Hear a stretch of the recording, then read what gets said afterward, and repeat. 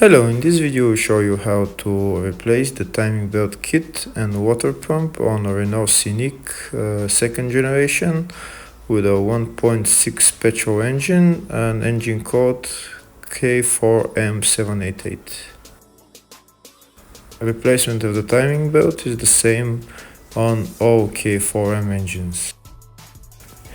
The timing belt on this engine is located behind the engine mount on the side of the engine, so we need to remove the engine mount to get access. First we start by removing the right front wheel.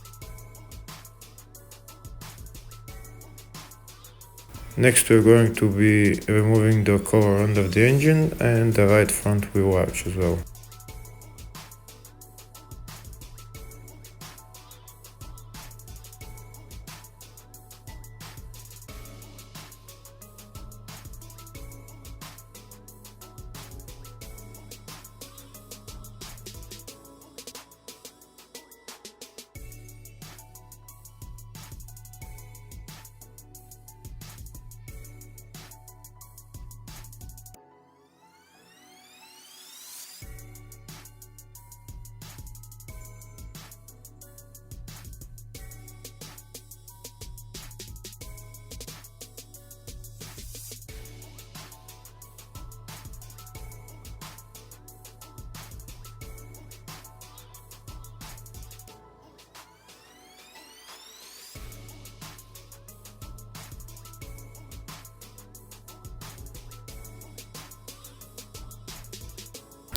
Next we're going to remove the Serpentine belt. This is the tensioner right there. We're going to be using a wrench size 16 to loosen the tensioner.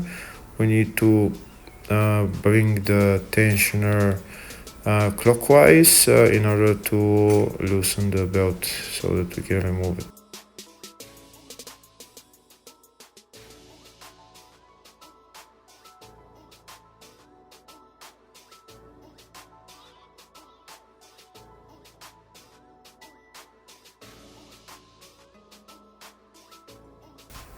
Next we'll put a jack underneath the engine to support the engine while we remove the engine mount on the right side.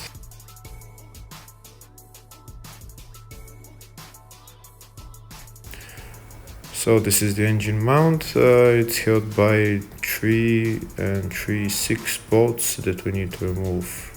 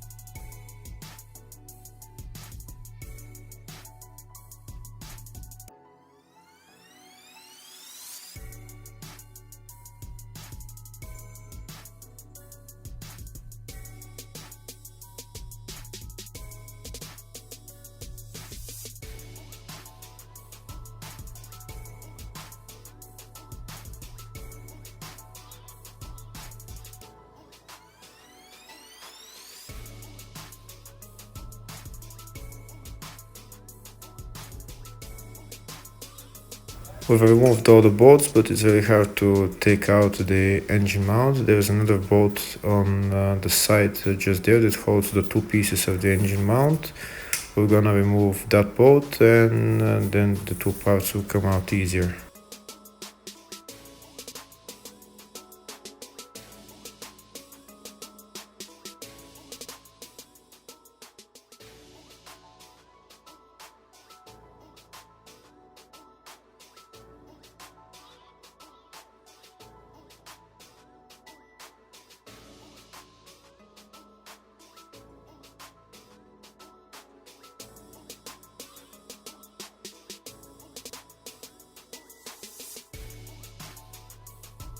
Next we'll lift up the engine to maximum level to remove the bolts that hold the engine mount support.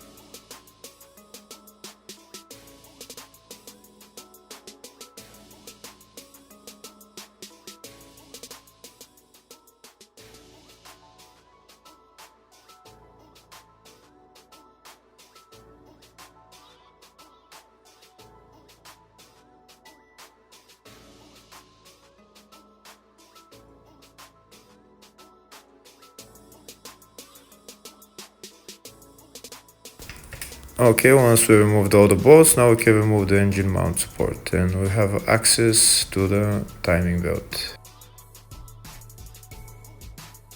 Next, we remove the bolt for the crankshaft pulley and remove the pulley itself.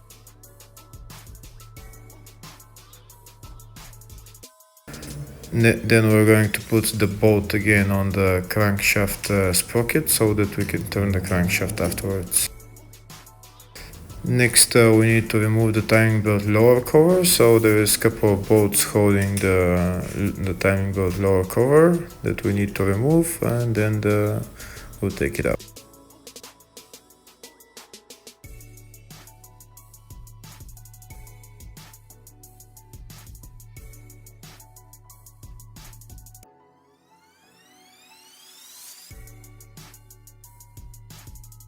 Next, I'm going to show you the exact instructions on how to remove and install the timing belt and the special tools that you're going to need to lock the crankshaft and the camshafts.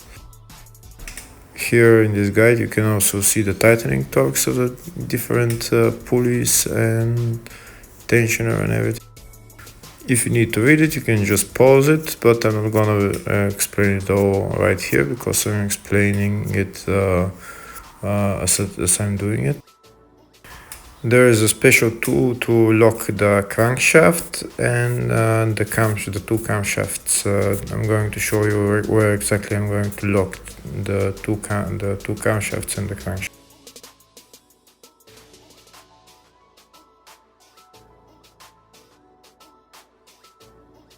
So first I'm going to show you where exactly we have to lock the crankshaft. It's just on the front of the engine.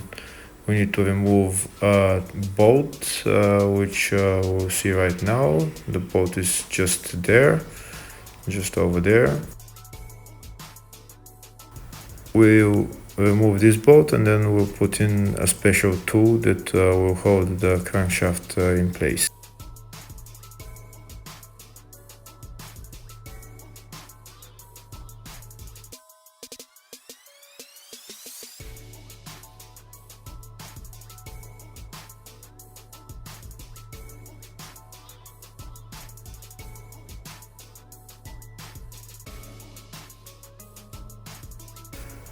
So to lock to the camshafts, you need to go on the other side of the engine. There is an air filter box that you need to remove, which I haven't shown.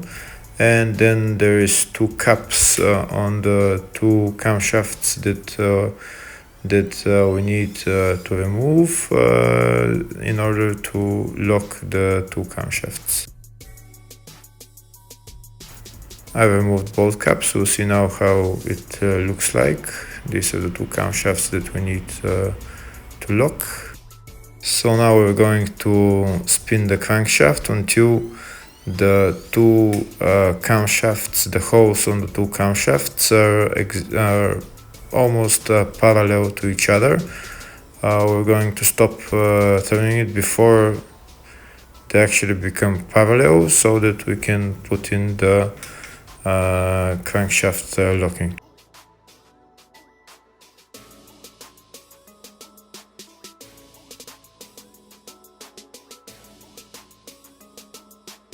Now we can see that the holes are almost parallel, but they're not exactly parallel. This is the locking tool for the crankshaft that we're going to put into the hole where we remove the bolt. Once we put in the locking tool, we'll turn it and tighten it by hand, and then we'll turn the crankshaft over until it can't turn no more. That means that the crankshaft has stopped in this locking tool position. Okay, so now we're starting to turn the crankshaft until it can't anymore. That's it can't anymore. That means that crankshaft has touched the locking tool and it can't go anymore. This is the tool that I'm going to use to lock the two camshafts. Now that the crankshaft has been locked with the locking tool, The holes on the two camshafts should be exactly parallel so that we can fit this locking tool for the camshafts.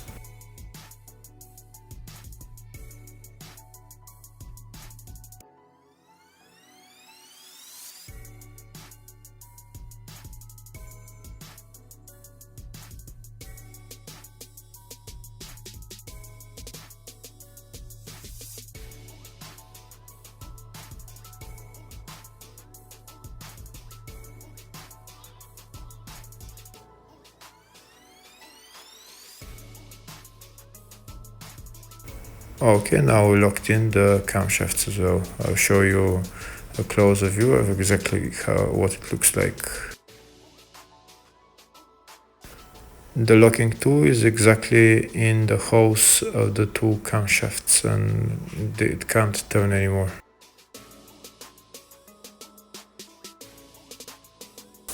Next, we're going to mark with Tipex the timing belt position on the camshaft sprockets and on the crankshaft sprocket, so that we put the timing belt, the new timing belt, in exactly the same position.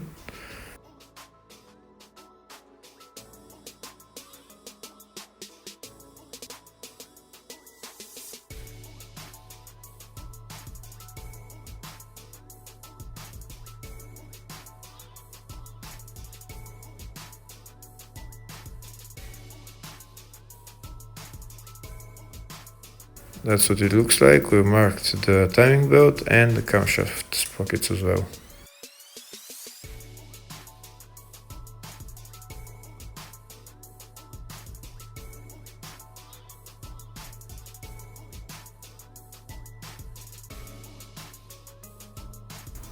We've also marked the crankshaft sprocket and the timing belt on two places.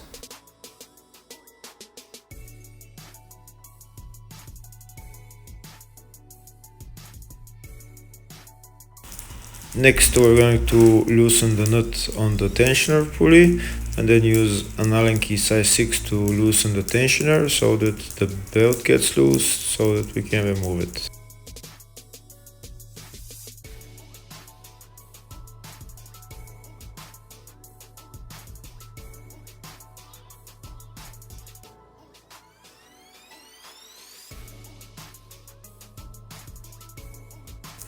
We're first going to remove the tensioner pulley and then gonna remove the belt.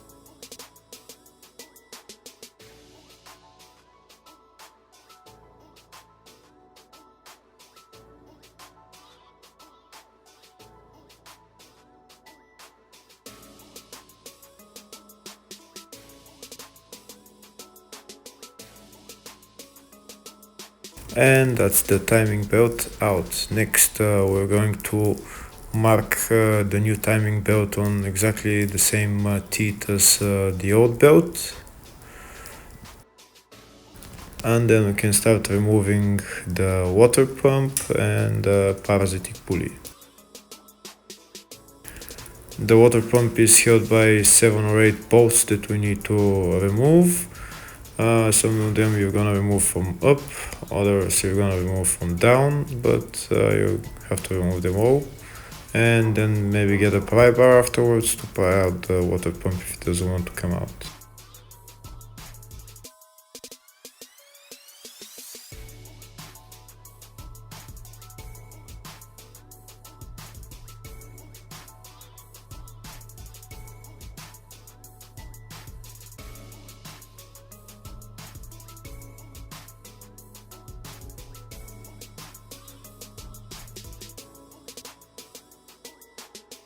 And as the water pump out, make sure you remove the old gasket and put on a new gasket with the new water pump, and make sure you put grease on the new gasket so that it sticks when you put it on.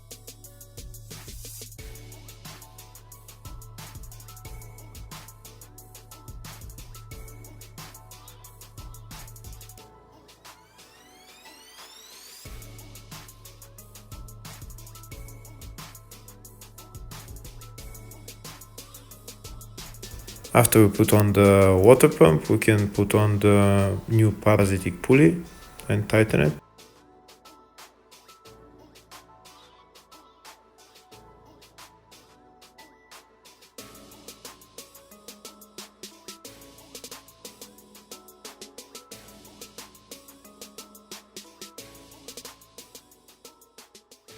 Next, we're going to put on the new tensioner pulley and tighten it finger tight.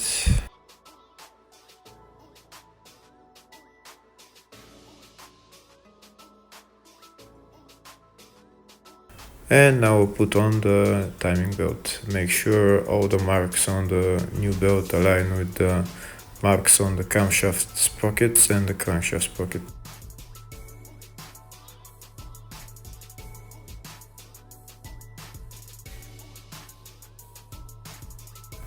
Okay, the timing belt is on. We can see that all the marks are aligned. Now we need to tighten the belt. To tighten the belt, we're going to use size 6 Allen key, with which we're going to turn the tensioner clockwise until the arrow reaches its mark on the tensioner, and then we're going to tighten the nut.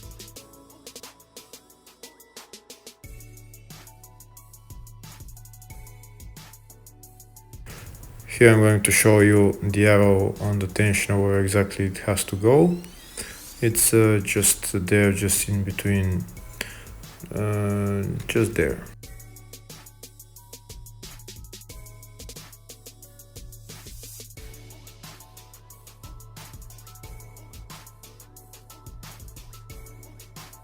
And now that we've tightened all the pulleys, we can remove the camshaft locking tool and also the crankshaft locking tool, and then we're going to turn the crankshaft 2 rotations to see if everything is alright.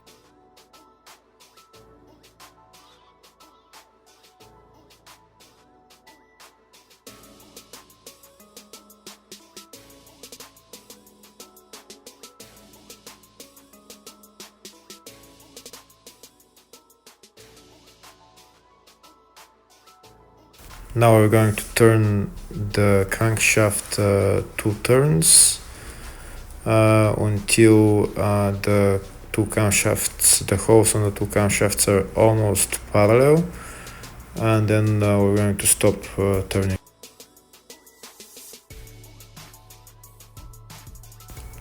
Here we can see that the two camshafts are almost parallel. That means now we need to put the crankshaft locking tool in its hole again and tighten it finger tight.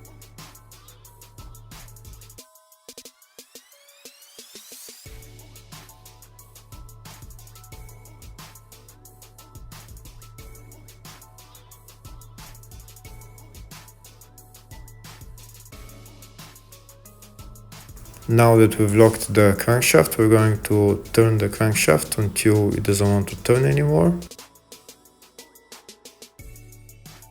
And then we're going to go to the camshaft, and the locking tool should go into the holes exactly without pressing it too much, should go in easily. If the camshaft locking tool goes in easily, that means job done. We can remove the two locking tools and we can assemble everything back in the reverse order.